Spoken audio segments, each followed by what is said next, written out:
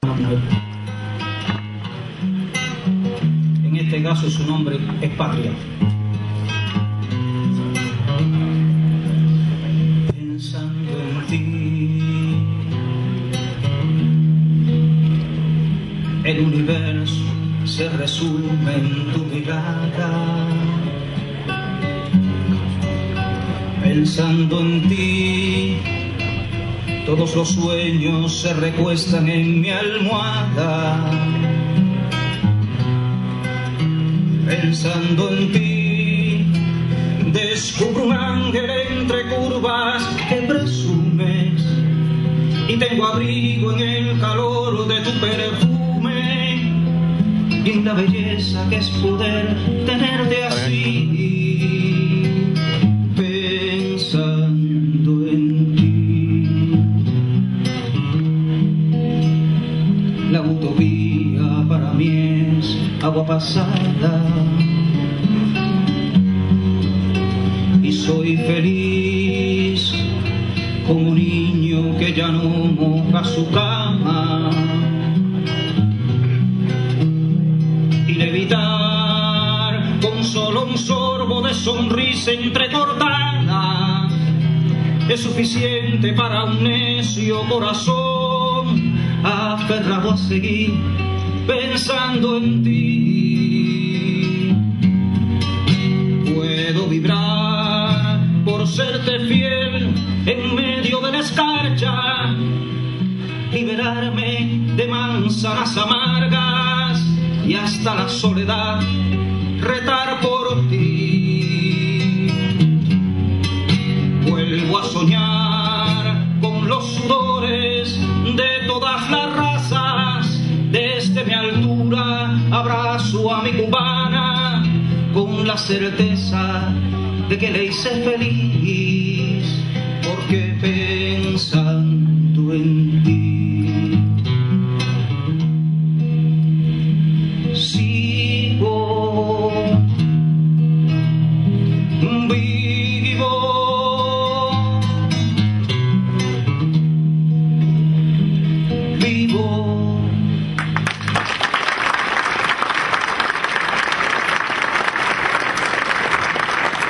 El teniente coronel Joel Pacheco con la canción Su nombre es Patria, de su propia inspiración. Una vez más, en la Feria Internacional del Libro de La Habana, el título Reto a la Soledad, del héroe de la República de Cuba, coronel Orlando Cardoso Villavicencio.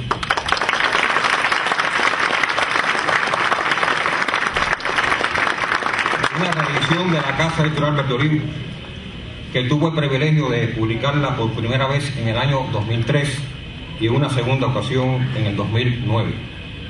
Esta excepcional obra fue la más leída en el año 2007, por tal razón mereció el premio Puerta de Espejo que concede la Biblioteca Nacional José Martí.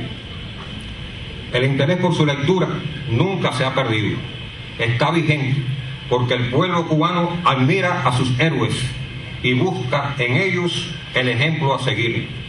Este comprobado apetito por el conocimiento y la gratitud justifica la tirada actual de 10.000 ejemplares y quizás la razón para otras.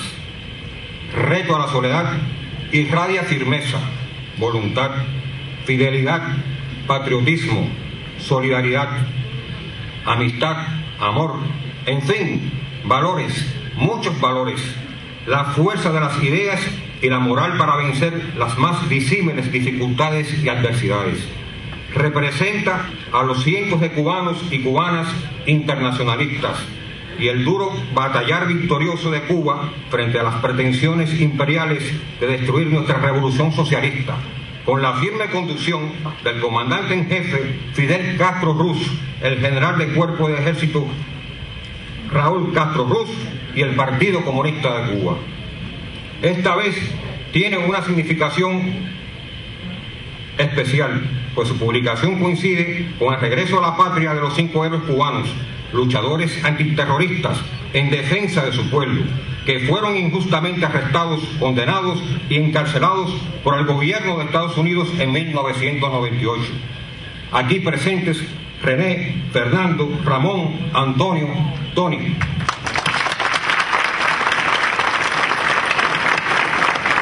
está Gerardo, pero también presente con nosotros, junto a sus familiares y amigos, para acompañar a su hermano Villavicencio y fundirse sólidamente como un símbolo de la resistencia humana y de la dignidad que caracteriza a los patriotas de esta isla rebelde, libre y soberana que es Cuba.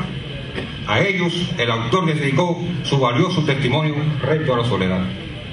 Preside esta presentación el miembro del Buró Político del Partido Comunista de Cuba, héroe de la República de Cuba, viceministro primero, jefe del Estado Mayor General de las FARC, general del Cuerpo de Ejército, Álvaro López Miera. Presente también otros jefes de las Fuerzas Armadas Revolucionarias. El coronel Villavicencio es autor, además de los títulos Wende y el Duque Pedro, El Reino Embrujado, dos títulos para niños, Amor y Espada y Lamento y Perdón, su última obra literaria, presentada también en esta Feria del Libro por la editorial Ácana de Camagüey. Es miembro de la Unión Nacional de Escritores y Artistas de Cuba. Entre los diversos reconocimientos recibidos se encuentra la réplica del Machete Mambí de Máximo Gómez. En la realización de esta reedición de Reto a la Soledad tuvieron que ver como editora la teniente coronel de la Reserva Isora Gutiérrez Romero, una experimentada editora aquí presente con nosotros. En el diseño de cubierta interior la joven diseñadora Laura Ramos Solís, que está aquí también presente. En la corrección Viva Mundo del Calderón, que no se encuentra por razones personales. Y a mi lado, alguien muy conocida, la doctora María Dolores Ortiz,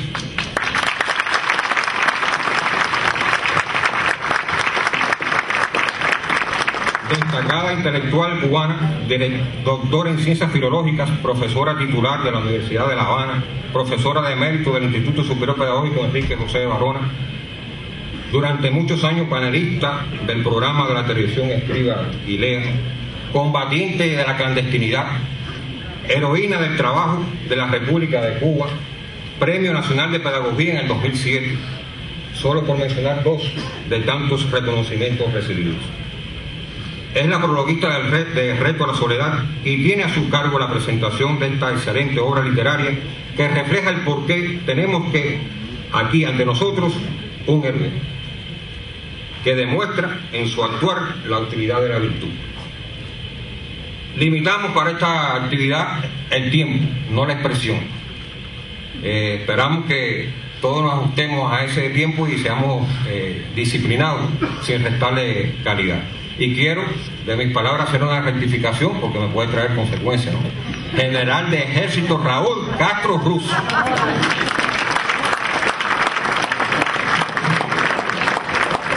La presencia de tantas personas nos llevó a ese error, lamentable error, ¿no? Entonces le cedemos la palabra a la doctora Ortiz, acostumbrada a que le digan, se nos acabó el tiempo, pero también decirnos en poco tiempo muchas cosas importantes e interesantes. Muchas gracias, Ramón. General, permiso para comenzar. Quería decirles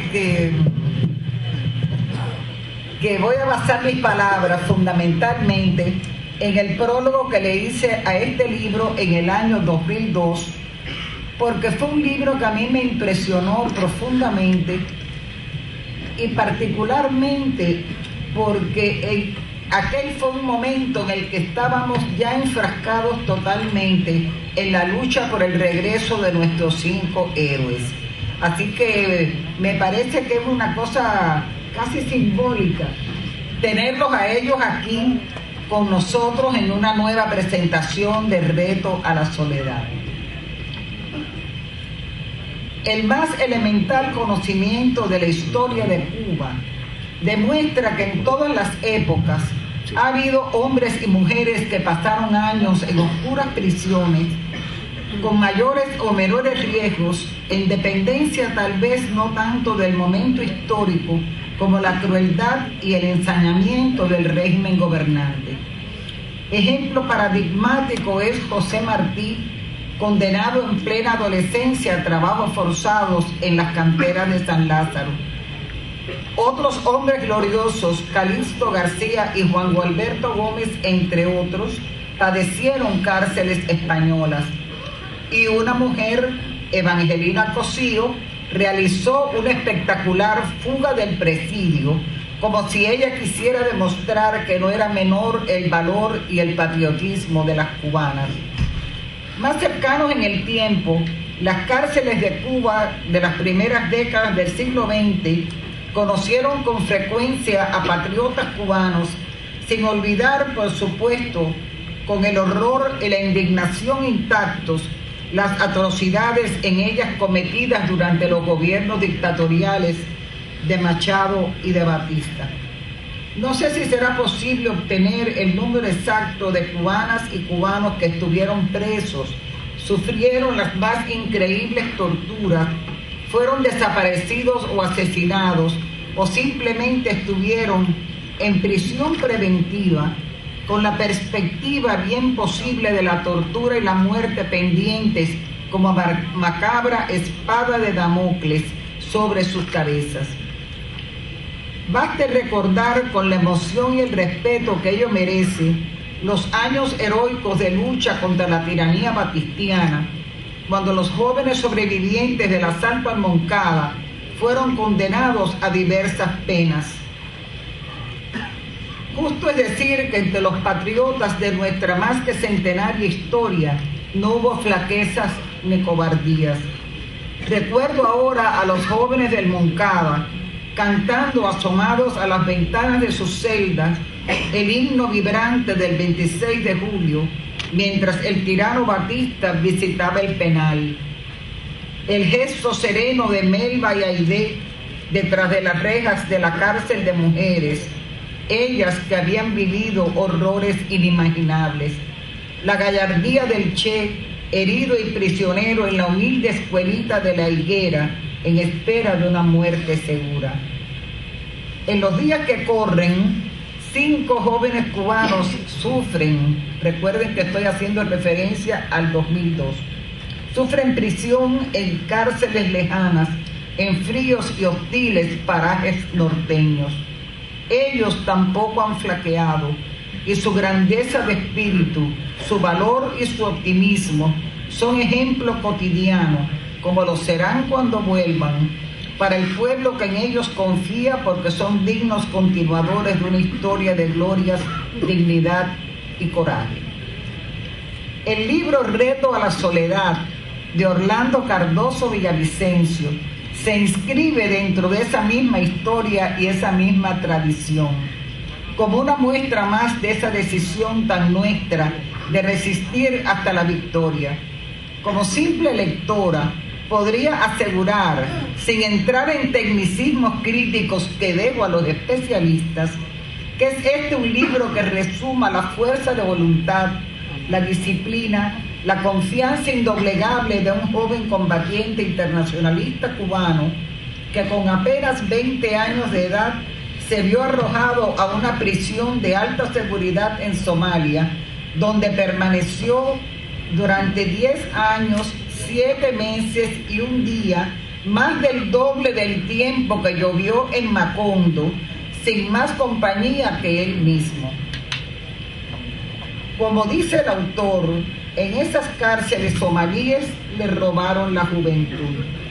Estas vivencias las narra en su libro, en páginas estremecedoras, donde se advierte no solo el sufrimiento y la angustia, sino también la certeza del regreso.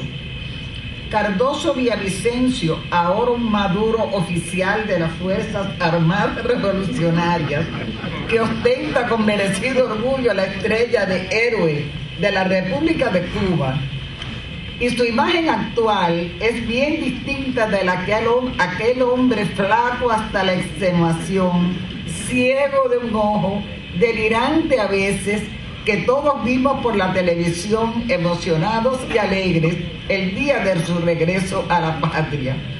Estas memorias son algo más que un testimonio, son la palpable demostración de cuántos recursos puede encontrar en sí mismo el ser humano, aún en plena juventud, y más todavía si está formado en los más altos ideales, para sobrevivir en amargas circunstancias cuando aparecen cerrados todos los caminos y solo queda la esperanza.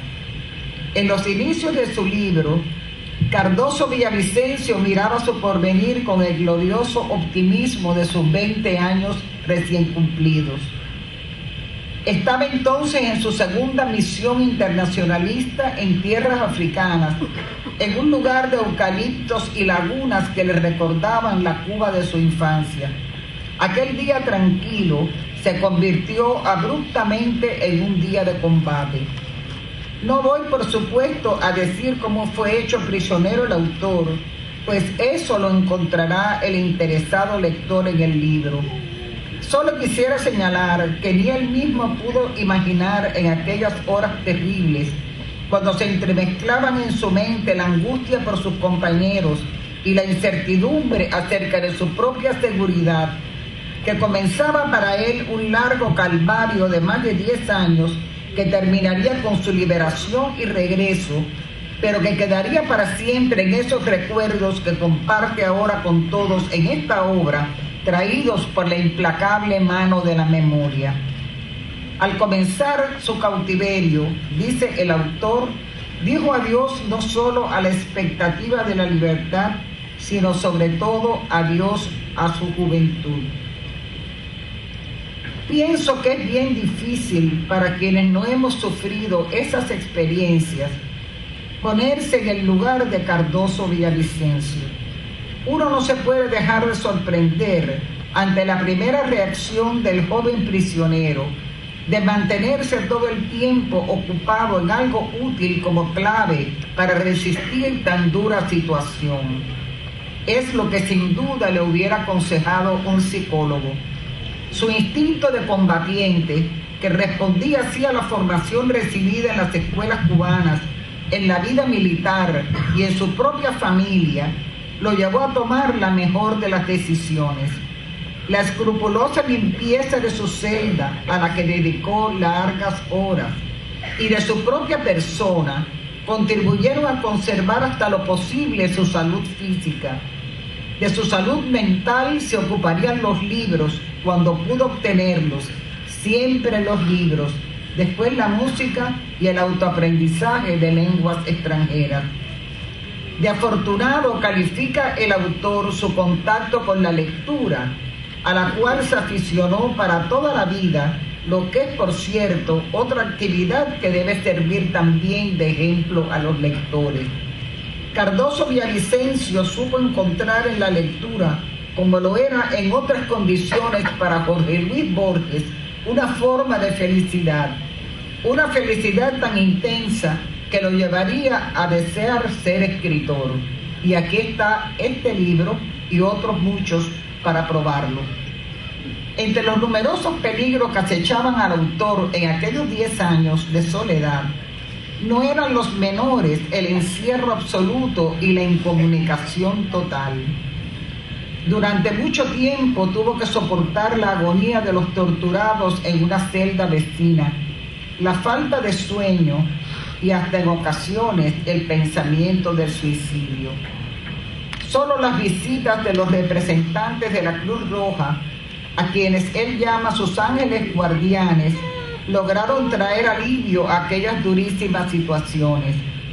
Estas visitas espaciadas consiguieron de los carceleros que el preso pudiera salir a hacer ejercicios al aire libre, lo que da motivo a vivencias que confirman una vez más que la realidad puede superar muchas veces a la ficción.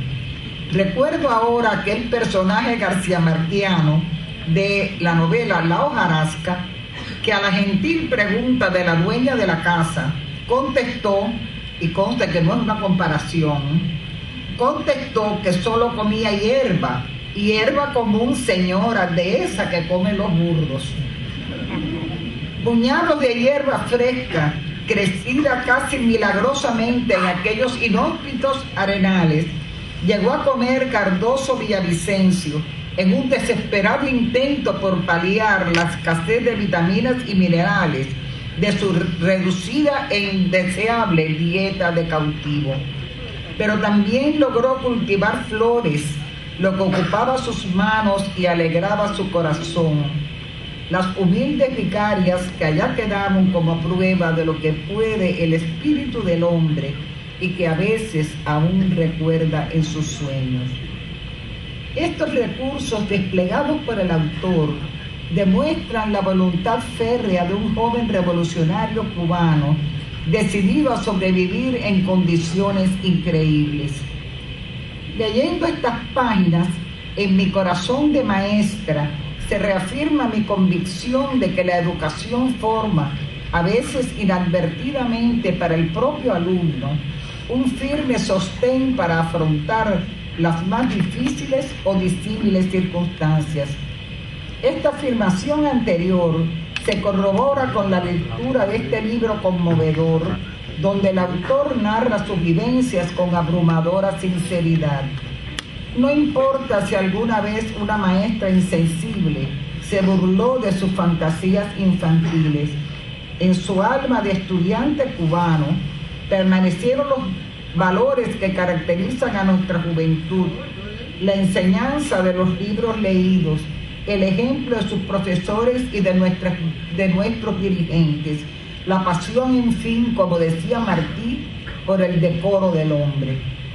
Añadiría que prevaleció en él la solidaridad humana que lo llevó, salvando dificultades al parecer insuperables, a establecer relaciones de amistad con prisioneros, con algunos de los cuales se comunicaba al principio mediante golpecitos en la pared, como hacía el conde de Montecristo. Estos prisioneros, confiesa el autor, lo hacían sentirse querido, lo que es, por cierto, tan imprescindible para un ser humano como los alimentos, o en aquella cárcel tenebrosa, un simple jabón. Siempre he lamentado que en la literatura cubana de los últimos años no abundan los libros relacionados con el cumplimiento de misiones internacionalistas. Este libro, que ahora se pone en manos del lector, viene a llenar parte de este vacío, y es de desear que muchos otros también lo hagan, como lo están haciendo en general muchos de los combatientes. Si Orlando Cardoso Villavicencio me lo permite, voy a discrepar en parte de su afirmación de que su inhumano y cruel cautiverio le robó su juventud.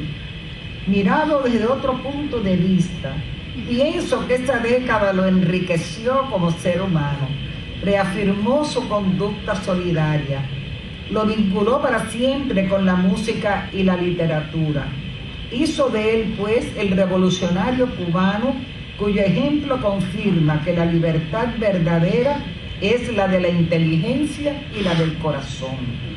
Estoy segura de que los lectores de este libro aprobarán estos criterios y que disfrutarán su lectura como una experiencia compartida e inolvidable. Gracias.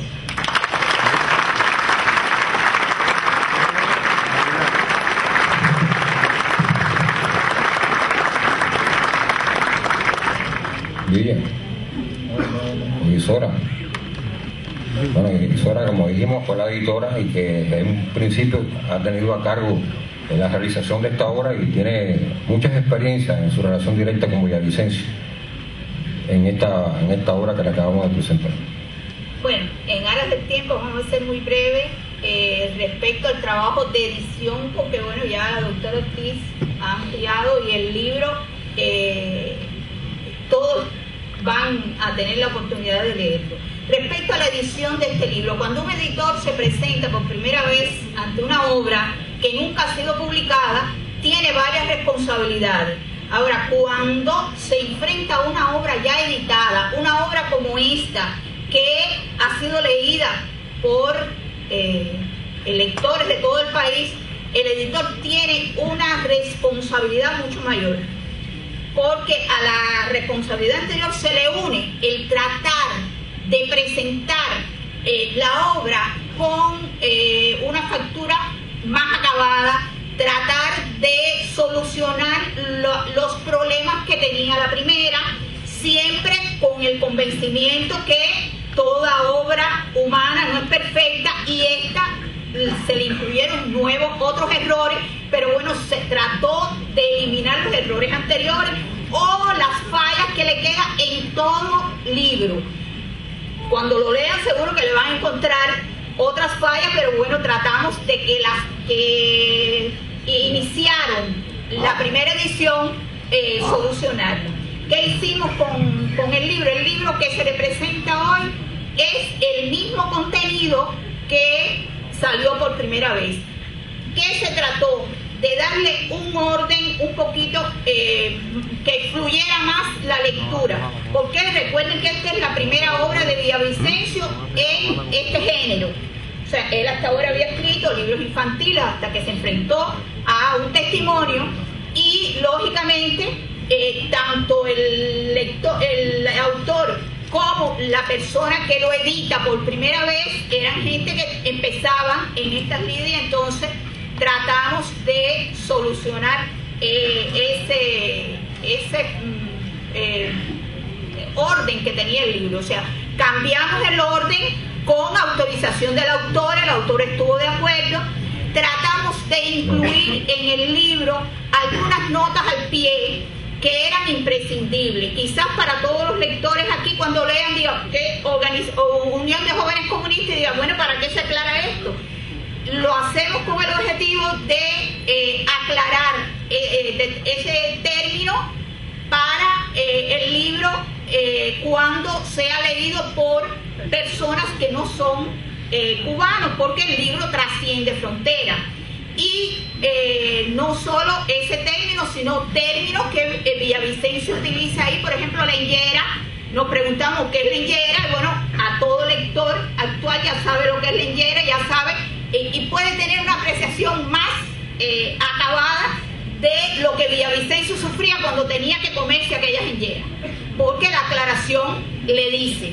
Esas, grosso modo, las cosas que tuvimos en cuenta en la edición. En la edición se le incluye, estoy hablando rápido porque el tiempo, la PAM me está mirando, tratamos de incluirle unas palabras al lector que yo les pediría como editora que cuando se enfrenten al libro, porque a veces hay lectores que obvian el prólogo, obvian las palabras al lector, obvian las introducciones o todas las páginas preliminares, y ahí vienen elementos importantes para enfrentarse a la lectura.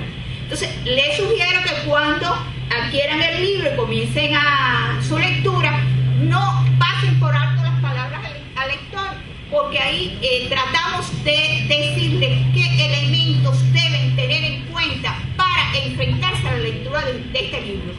No es una lectura de corrido. El libro uno tiene que familiarizarse primero con el contenido para después sacarle toda la riqueza que tiene el libro.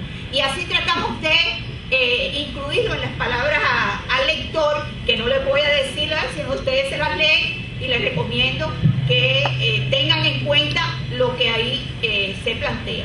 Entonces, ya por último, a mí me satisfizo sobremanera trabajar este libro, porque en la primera edición trabajamos con Villavicencio. Villavicencio nos entregaba algunos de los manuscritos, teníamos familiaridad con el libro, pero hacer una edición después de tanto tiempo, después de haber tenido el éxito que ha tenido el libro, era una responsabilidad mayor que yo tenía primero que todo con él como autor. Traté de hacer lo mejor posible y bueno, ustedes dirán cuando se lo lea si lo pude lograr. Muchas gracias. Gracias a la doctora Ortiga y Sora por las explicaciones y la presentación del libro que nos introduce en su lectura.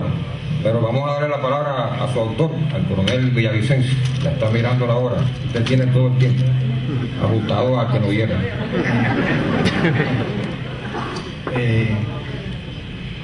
Yo voy a tratar de serlo también lo más breve posible. Va a ser un poco difícil porque yo me parece que en lugar de yo hablar, yo voy a pedir a dos personas que hay en el público que digan dos palabritas más adelante. Este libro para mí no fue nada fácil.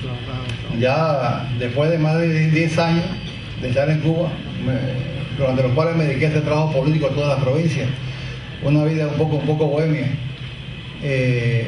ya decidí, y la dirección de las Fuerzas Armadas me facilitó me lo facilitó ya a comenzar a escribir. Me criticaban mucho que yo había decidido ser un escritor, que me había preparado en la prisión para eso. No tenía una educación real, no tenía una educación formal, pero sí la tenía real, gracias a la lectura. Y yo aquí apoyo lo que dijo la doctora, que los libros están llenos de conocimiento. Y conocimiento en este mundo tan complejo es poder. Yo llegué a Cuba psicológicamente destruido, pero sin embargo me sentía poderoso, extremadamente poderoso. Ese joven tímido que había caído preso en el año 78 se había convertido en un joven temerario, preparado para enfrentarme a cualquier tipo de contienda. Pero yo en la prisión había preparado un plan de trabajo. Yo había decidido escribir 3 libros de obligada lectura. Y a partir del 5.º año que me empezaron a llegar materiales para escribí Buen Día Duque Pedro, El Reino Embrujado, y El Lince, que se convirtió en Amor Espada, que también está en la feria este año. Yo al llegar a Cuba tenía muchos problemas psicológicos, y por eso fue que yo me demoré bastante para empezar a escribir. Cuando yo escribí Buen Día Duque Pedro, más atrás vino El Reino Embrujado. La crítica de los 2 libros fue muy buena, me sorprendió. Me dieron el premio especial de la Rosa Blanca por esos 2 libros. Eso me dio un orgullo muy grande. Y ya me decidí que sí, que ya llegaba el tiempo de pensar en grande, porque yo había pensado en estas obras infantiles como una catapulta para dedicarme en el futuro a lo que estoy haciendo ahora, que era novela en la ficción. Me sentía fuerte en ese tema. Pero yo pensaba que al llegar a Cuba me convenía primero escribir algo infantil, que me conocieran como lector, y de ahí en adelante ya poder dedicarme a la ficción. Cuando yo terminé mi segundo libro infantil, la presión fue grande, familiares, jefes, amigos, para que acabara de escribir la memoria de la prisión. Yo decía que no. Yo decía que yo pensaba que escribir la vivencia de la prisión como un gran libro, mi obra maestra, 2 volúmenes, cada uno de 400 páginas. O sea que era realmente un sueño. Cuando yo termino ese segundo cuento, preparo la computadora y pongo El Lince, que después salió como Amor Espada. Pero un día una editora, amiga mía, ella me dijo que yo jamás iba a poder escribir ese libro. Yo entendía, yo llevaba 10 años hablando sobre este tema, porque la gente no me preguntaba nada sobre la ley en el bulto, en la policía, la gente quería que hablara de la prisión, cómo había sido la prisión. Ya no eran conferencias, ya eran conversatorios. Y que a veces me molestaban porque me robaba mucho tiempo, pero sin embargo me daba mucha alegría. Porque en experiencia especial la gente pensaba que la juventud estaba perdida. Y sin embargo, cada contacto con jóvenes en ciertos ciencias superiores y otros niveles, se veía un volcán de patriotismo en esos muchachos. Y eso me daba, por supuesto, mucha satisfacción. Esta editora me dijo que yo no iba a ser capaz de escribir. Yo no entendía, pero me quedé preocupado. Por la mañana llegué a la oficina, borré el Lince, puse en memoria. Y ahí comencé a escribir el resto a la soledad. Yo me dije a mí mismo que no iba a ser un problema, pero sí lo fue. Ya desde que yo entré en el primer capítulo, ya me di cuenta que tenía que caminar por la buena fe.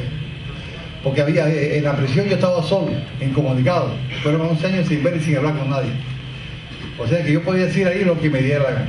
Pero eso no es así, hay un problema de conciencia, un problema de dignidad, entonces no podía hacer eso. Incluso después cuando yo empecé a escribir había capítulos que estaban demasiado fuertes y la gente no lo leía, me decían que estaba muy fuerte y otros trataban de reducirlo.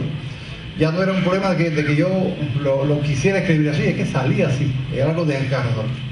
Y de principio, a medida que por supuesto yo iba escribiendo, escenas de la prisión que yo pensaba olvidada, surgían ante mí con una lucidez espantosa y me hacía mucho daño.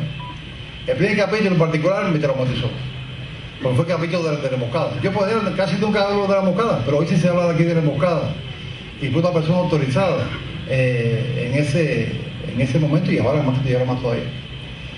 La emboscada era un problema que me costó mucho trabajo narrar.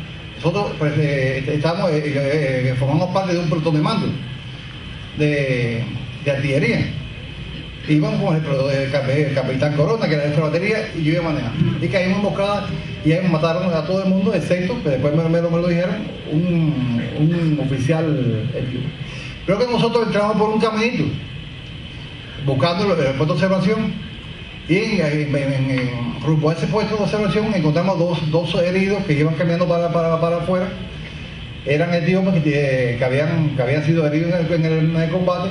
Esa gente no estaba preparada como nosotros, que teníamos médicos, ambulancias, Y cualquier problema que hubiera en el frente de combate se iba directamente para el hospital en Jagar. Eso no pasaba así. Ahí esas áreas, entonces Roma estaban llenas de cadáveres de los que se caían heridos y tenían fuerza suficiente y caminaban hasta la carretera. Y ahí cogían botella para el hospital en Jagar. Esos de infelices iban recostados unos riberones y iban heridos. Y nosotros seguimos por la guerra es cruel, pero la guerra es la guerra. Y hay que cumplir, hay que ser disciplinados. Hicimos camino hasta que llegamos a los desplazamientos de los tanques cubanos que estaban ahí. Ahí se creamos el campo, porque no podíamos ocupar. Las concentraciones de fuego de artillería y infantería del enemigo era tan grande que no podíamos ocupar. Y sin embargo, tuvimos que teníamos que ocupar. Eso fue una conservación nueva y había que ocupar. Y jefe de batería llama al jefe grupo. El jefe grupo cuando quiero era el teniente coronel Álvaro López Miera. Hoy es general del cuerpo de ejército, miembro del grupo político y nuestro jefe en las Fuerzas Armadas. Está de más decir que no para mí, el grupo nosotros era un privilegio tener a Álvaro cuando aquella ahí. Nosotros decíamos que Álvaro era el mejor artillero que había en aquel momento. Y en lo que era cohete nadie lo podía comprar. O sea que era un grupo de artillería muy unido, muy profesional. Y ya les digo que se sentíamos orgullosos de eso. Ahora, lo que el jefe de batería llama a jefe grupo, y yo no sé lo que iba a hablar. Por sin embargo, decidimos regresar, recoger a esos dos heridos, ser humanismo que está intrínseco en el soldado cubano, y llevarlo a otra carretera y mirar para atrás y ocupar nuestros puestos de selección. Como yo, para mí, que no conocía lo que había pasado, para mí habíamos cometido una indisciplina. Eso es normal, la indisciplina inconsciente en la guerra, eso es normal y ha costado muchas vidas. Pero a la hora de narrar lo que yo iba a decir, entonces después a pensar, me sentí muy mal. Yo no podía decir que el capitán Corona había ordenado que mirara para atrás porque ese hombre había muerto en el campo de batalla. O sea que sería inmoral de parte mía echarle la culpa a él. Entonces yo lo que hice fue que me eché yo mismo la culpa y escribí una especie de apología de ese día. Afortunadamente, cuando se sacó varias ediciones, se le mandó a varios dirigentes de las Fuerzas Armadas que tenían que ver con Utopía, y a él le mandamos un ejemplar. Y inmediatamente me mandó a buscar. Él no estaba de acuerdo con lo que yo había puesto ahí. Entonces, yo le pido a él ahora que me dé 3 minuticos de su tiempo y nos narre qué fue lo que pasó desde el punto de vista del jefe ese día.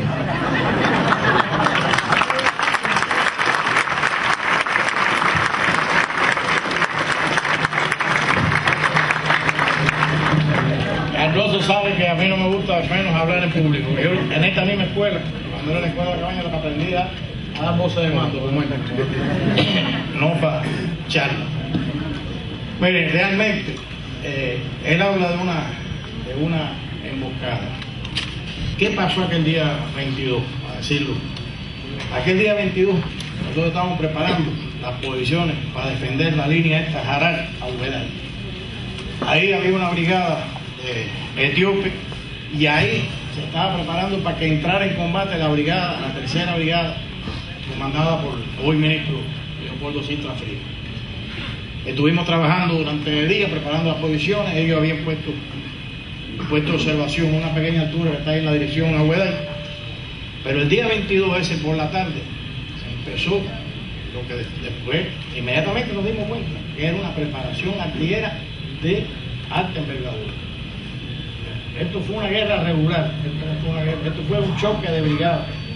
Era una brigada selecta de Silvario en el frente ese frente que él narra cuando va a ocupar, venía atacando un batallón de tanques T-55 bien preparado en ese momento. Y cuando se hace esa ocupación, yo mismo en la loma de la Mosca, tú recuerdas, estaba a la izquierda, era una loma más alta, prácticamente no pude ocupar el puesto de observación que yo pensaba. Me tuve que trasladar un costado.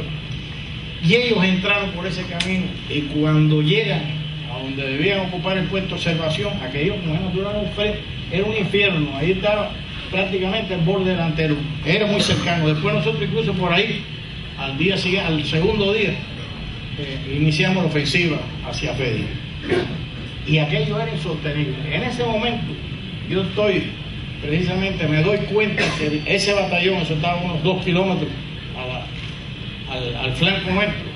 Veo los tanques que venían avanzando en la dirección esa de Ahueday ya algunos habían rebasado incluso, pues habían entrado por el intervalo entre el batallón de Chivaba que estaba ahí y el otro que se defendía en la Loma de la Mosca. Y al ver esto empiezo a sacarle datos. Teníamos un solo circuito de radio. En el momento que yo estoy sacándole datos para tirarle a ese batallón que venía avanzando hacia ellos, donde ellos iban a ocupar, me llama Corona, este magnífico capitán oriental, Sigfredo Corona Machado, me llama, lo noto alterado porque estaba en una situación terrible. Y le digo, cálmate, Corona, aprecia, toma la decisión correcta, yo voy a tirar en tu frente. Esa cosa de la vida, si hubiera sido un tiempo después, a lo mejor ya no hubiera habido problema, porque cuando le metimos un salvazo, los que son antigueros aquí saben, de 240 proyectiles en 10 segundos, 24 hectáreas de muertos cayeron el batallón aquel se detuvo, que venía, pero ya Corona, porque no podían resistir, salió hacia Huedal con una buena decisión, se venía a unir a mí. Él siempre tuvo la preocupación, Cardoso, incluso cuando yo tuve que llamarlo y decirle, no, Cardoso, ustedes cumplieron con su deber, ustedes hicieron lo que había que hacer en ese momento, porque ellos no se iban a poner a pelear como infantería junto a los etíopes, y no fue una emboscada. Esa pequeña elevación donde estaba ese batallón fue rebasada y lo cercaron. Y cuando Cardoso con Sigfredo Corona y en el Gacito 76 sale hacia la profundidad, lo que se encuentra no es una emboscada, lo embosca, pero no es una emboscada, es el enemigo que ha rebasado la defensa ahí.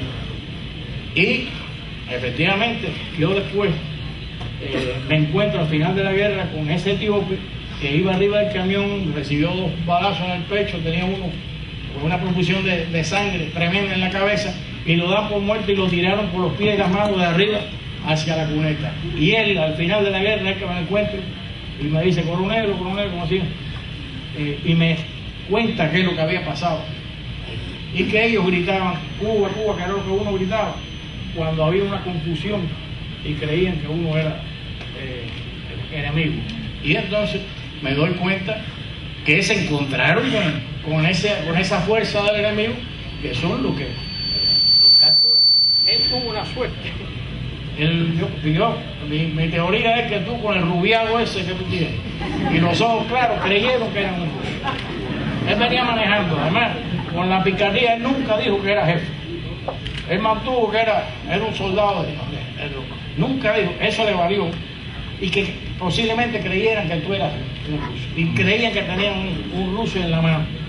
Si no, ahí hay Galeano y otro compañero le metieron un tiro porque los cogieron vivos esos dos, y le dieron un tiro, los remataron ahí a los dos. Y a él no le hacen eso, y te llevan para llevarte a Somalia para justificar que ahí estaban los rusos metidos. Yo le digo, el tramo ese, desde que lo cogen prisionero en el camión hasta que llegó a Somalia, el sufrimiento de Cardoso es posible que sea casi un equivalente a los 10 años, un mes y 7 días, ¿no?, que estuviste. Fue amarrado a la africana, bien atado de una forma atroz, y tuvo que resistir todo eso hasta que llegó. Se encontró con algunos jefes, todo eso está narrado en el libro. Y después, señor, para decirle, la prisión de Cardoso es una prisión africana. En África, en esa época, ahora va a mejorar, pero el gobierno ponía la reja. La comida había que llevar a los familiares, y Cardoso estaba totalmente solo. Él no tuvo nadie, y Cardoso estuvo en esas condiciones. Y yo le digo, para mí es como un hijo. Él tenía 20 años, yo tenía 34 en aquella época, te llevo 14, Cardoso. Y para mí Cardoso tiene unas cualidades humanas que lo llevan desde poder comandar un grupo de una unidad de BEM, que es lo que era jefe de pelotón de exploración, pero tenía preparación hasta escribir un libro para los niños. Esa humildad, esa nobleza.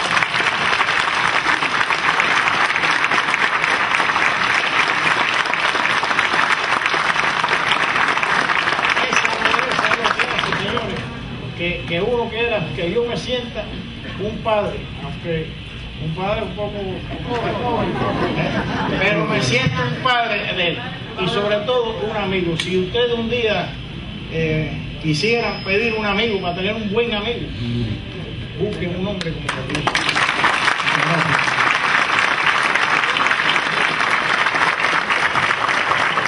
Él me dijo una cosa importante, y es que cuando íbamos a ir para esa misión, yo había tenido un accidente, tenía un cuerpo extraño en un ojo, y eso me lo detectan en el chequeo médico. Y estaba con su avería y algo le dice, no, vamos, me cogió, me arrastró y nos fuimos para allá por cumplir la misión. ¿Se acuerdan de eso, verdad? Había 3 daltónicos, entre ellos yo, y la médico del naval, no, con un librito, no, este no puede ir, este que no veo, no. Y le dice, acabó el chequeo médico. Así no puede ser. Bueno, cuando yo recibí esa llamada de él, que yo fui a su oficina y me explicó, a mí me dio mucha alegría. Dije, bueno, por lo menos ya se justifica. Y seguí escribiendo el libro. Y era capítulo tras capítulo. Un libro de esta índole se supone que se escriba en un periodo largo de tiempo. Yo me impuse una meta. Yo dije, voy a escribir 4 cuartillas, eran 4 y son 4 cuartillas diarias, porque me hacía mucho daño. Por primera vez, después de tantos años de libertad, comencé a tener pesadillas, a sentirme mal. Mis amigos me decían que estaba insoportable. En mi casa, mi familia me decía que yo estaba, no me podían soportar. Estaba infumable. Recuerdo que hay una pesadilla que a mí me daba mucho en la prisión. Era muy doloroso. Yo me despertaba por la madrugada en medio de la oscuridad y no sabía dónde estaba. Entonces pensaba inmediatamente, ¿estoy realmente soñando y estoy libre o estoy preso? Y ya automáticamente, como mi camita estaba pegada a la pared, era 7 casas, yo tiré un piñazo contra la pared. Y cuando estaba contra la pared, me decía, bueno, estoy preso, estoy embarcado. Y ahí empecé y me acuerdo que una vez, bueno, yo no quería que la mamá mía nunca pusiera la cama a pegar a la pared. Ese día, dice ahí que fue el que venía un ciclón, no sé. Ella pegó la cama a la pared. Y tuve esa pesadilla. Entonces me despierto así desesperado y digo, ¿estoy preso realmente o esto es una pesadilla? Y también me siento en la cama, doy un piñazo contra la pared, di contra la pared y dije, estoy embarcado. Pero cuando hago así que las manos toqué a los calenticos y nada.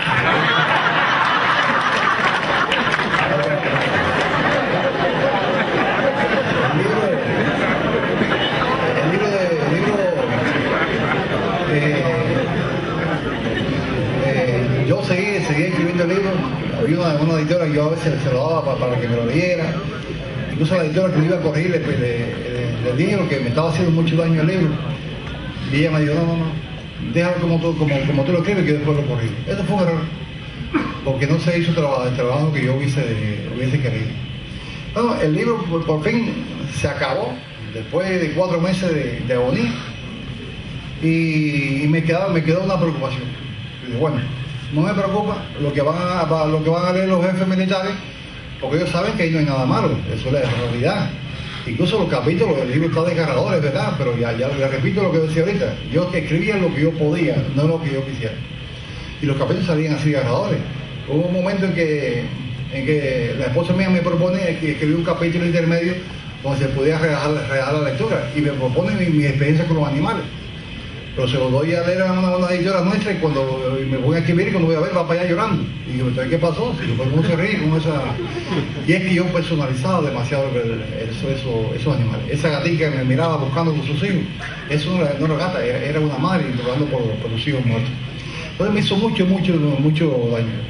Y ya le repito, no me preocupaba la opinión de los jefes. Yo sabía que la historia estaba bien contada. Pero sí me preocupaba que yo había escrito ya 2 libros infantiles que habían tenido cierto éxito. Y yo no podía llevarme con esta novela. Tenía que ser algo no sé, importante, ¿no? Y se me ocurre buscar coger uno de los manuscritos y mandárselo a una persona que estuviera capacitada para leer ese libro, que me diera una opinión. Que me dijera que este libro estaba bueno, que estaba mal, no me interesaba. Pero que me dijera la verdad. Porque ya repito, no podía chavarme, yo tenía que seguir en mi escala literaria. Y por supuesto cogía a la doctora María Dolores. Yo la llamo, le digo, doctora, mire, nosotros tuvimos una relación muy bonita y de mucho respeto, nos veíamos en la Feria del Libro. Ella insistía de que era necesario que los oficiales de Fuerza Armada escribieran sobre internacionalismo. Había falta de libros sobre ese periodo tan importante en la Revolución Cubana. Yo estaba de acuerdo. Y ella, cuando yo le hablo, dice ella, bueno, mi viejo, mándeme el libro. La vi un poquito seca. Entonces yo dije, la pobre, el problema es que a ella le dan tanta bagatela de su puesto de escritor, que me imagino que... Y dije, bueno, yo se voy a dar, vamos a esperar que ella me llame, a ver qué pasa. Me interesaba. Yo dije, yo estoy seguro que ella a los 3 días me va a llamar para decirme que el libro está bueno o está mal. Pero no me llamó la doctora. Pasó una semana y no me llamó. Y ya ahí empezaron a leer las opiniones de los jefes, dirigentes políticos que habían leído el libro y todo era muy bonita. Pero me faltaba la de la doctora Ortiz, era la que más me importaba.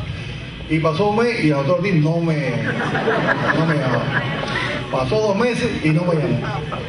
A los 3 meses ya el libro ya estaba a punto de hacerse, ella desaparecía. Le dije, ¿qué? Está buena la doctora, voy a empezar a entenderme. Y cuando ya el libro estaba a punto de imprimirse, me llama la doctora. Un día suena el teléfono y me dice, Villavicencio, el libro me gustó mucho. Y ahí empezó a hablar y yo parecía que estaba soltando un globo. Y cuando me llegó que estaba bien arriba, me dice, ven acá, Villavicencio, ¿quién escribió el libro? Entonces le expliqué y apreció mucho el estilo del libro. Es un estilo que yo no estudié, es mi estilo, afortunadamente es mi estilo personal.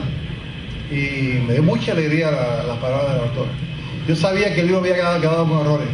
Y yo pensaba que ella me iba a decir que lo sentía mucho porque el libro no tenía valor literario. Y sin embargo fue todo lo contrario. La espera valió la pena. El libro salió, yo no voy a entrar en detalles del libro.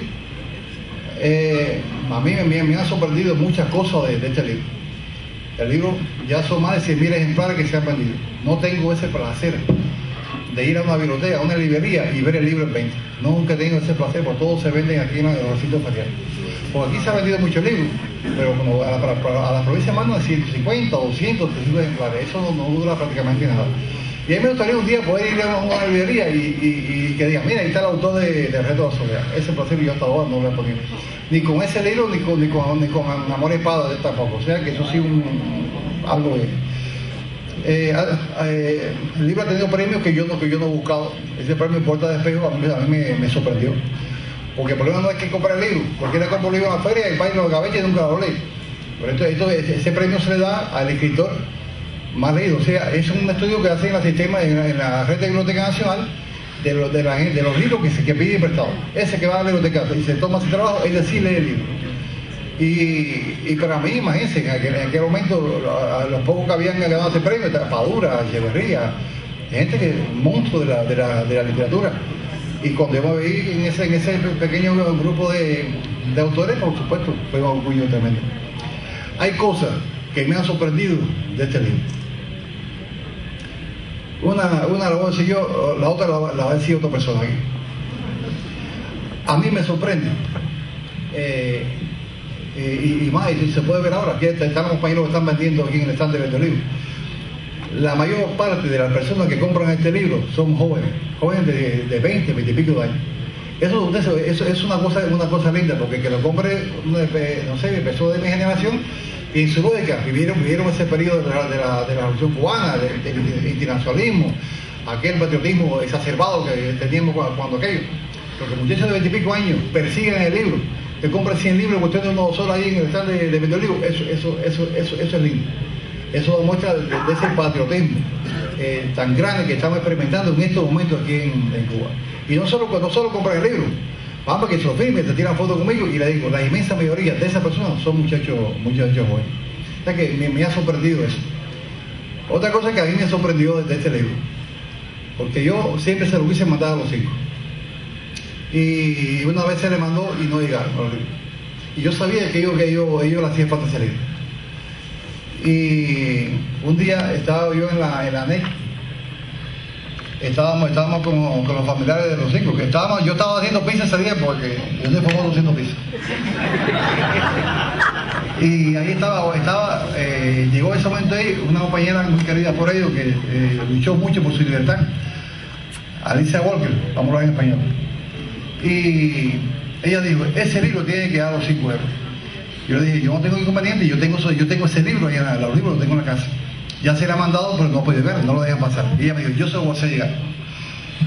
Bueno, yo no le hice mucho caso, además, ¿sabes? Los guardias norteamericanos, como quieran sean amigos o no, pero hay que mantenernos a raya. Si no, pues echar para adelante el cielo es cara. Ahí está el carrillo. Entonces, al otro día por la mañana, tocan a mi casa y estaba ella, digo, mira para el sobrino. Entonces llamo a un buen compañero, pero que atendía a los familiares, no me acuerdo ahora. Y lo llamo, le digo, tengo esta mujer aquí, ¿qué hago? Dice, vas a perder los libros. No importa perderlo, pero si puedo hacer un intento que llegue a los 5, vamos a hacerlo. Y le di los 5 libros y le mandé 5 revistas que creo que no le llegaron. Una edición especial de Víctor Vivo por el 80 aniversario del comandante en jefe. En esa revista había un artículo mío que a mí me gusta mucho y se lo mandé. Al poco tiempo empecé a recibir cartas. La primera fue la de René. Después recibí, creo que fue la de Ramón. Después, ese 1 de enero estaba yo en la casa y me llamó Tony. Y yo solo, vaya, ¿qué es? Y verás que había leído. Entonces, ellos tienen una historia con ese libro que a mí me gustaría que René, que fue el primero que me lo contó, se la dijera a todos ustedes.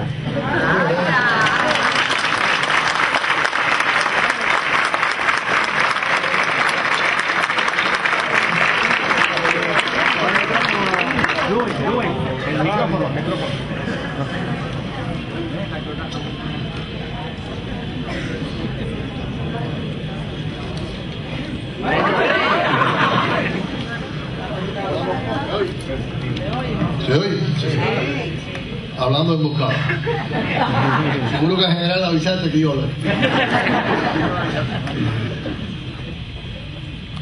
Yo estaba oyendo la presentación y estaba tratando de recordar que estaba haciendo yo en el año 78 cuando él cayó preso. Yo soy 2 años mayor, estaba yo en Angola. Terminé mi misión en Angola, entré en la escuela de aviación, me hice piloto en el año 82, en el 83 me casé con Olguita, en el 84 nació nuestra primera hija, Irma. A finales de los 80 alguien se me acercó para que cumpliera la misión por la que todos nos conocen, y estaba a punto de irme a cumplirla cuando finalmente salió Orlando de la cárcel. Y pensaba en la cantidad de cosas que yo pude hacer en ese periodo tan importante de la vida de una persona, y sin embargo él esos años los pasó en prisión, en condiciones en las que el general se refería ahorita al área geográfica de la cárcel, pero yo pienso también en que más allá de eso estamos hablando de un estado que se estaba desintegrando. Todos conocemos hoy lo que sucede en el Cuerno Africano, lo que ha sucedido en Somalia, cómo a partir de la desintegración de un país prolifera hasta la piratería, porque las personas tienen que sobrevivir, no porque sean malas ni porque sean peores, sino que tienen que sobrevivir de algo. Y en ese país en desintegración, Orlando pasó esos 10 años. Por eso para nosotros 5 él siempre ha sido una inspiración tremenda, y como se lo dije cuando le escribí aquella carta, nosotros decíamos, si él pudo resistir, nosotros tenemos que resistir, no hay otra alternativa.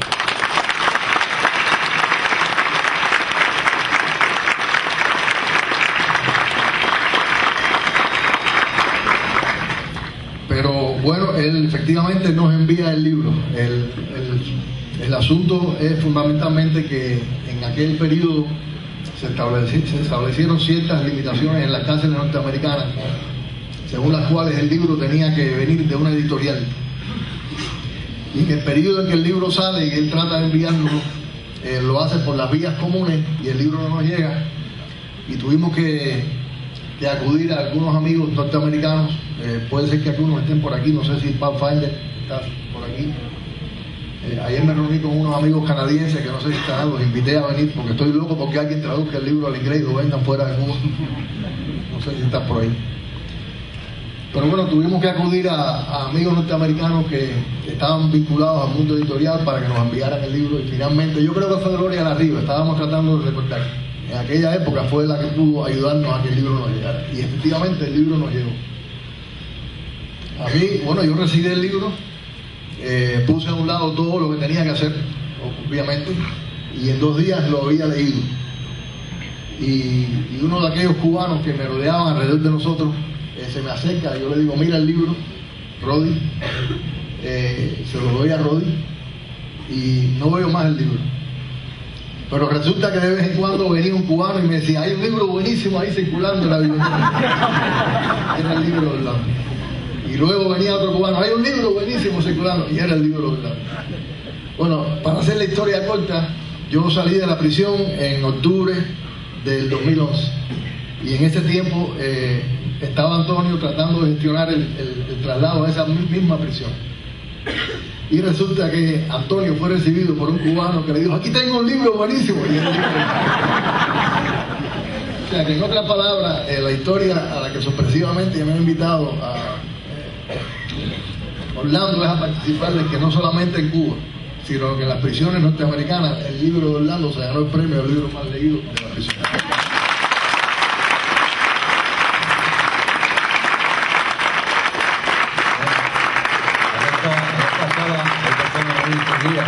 Yo quisiera mencionar que aquí están los familiares de Orlando, que han estado siempre a su lado apoyando y que constituyen una linda familia.